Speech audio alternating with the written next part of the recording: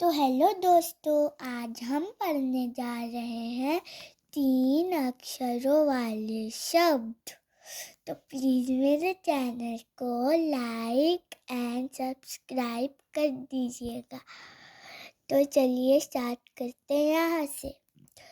तो यहाँ पे जो लिखा है वहाँ इसे हम पढ़ते हैं क म ल कमल, बतख बतख, हवन हवन, नयन नयन, मगर मगर, कलम कलम, मटर मटर, नहर नहर, बहन बहन, सड़क सड़क, कलश कलश, शहद शहद।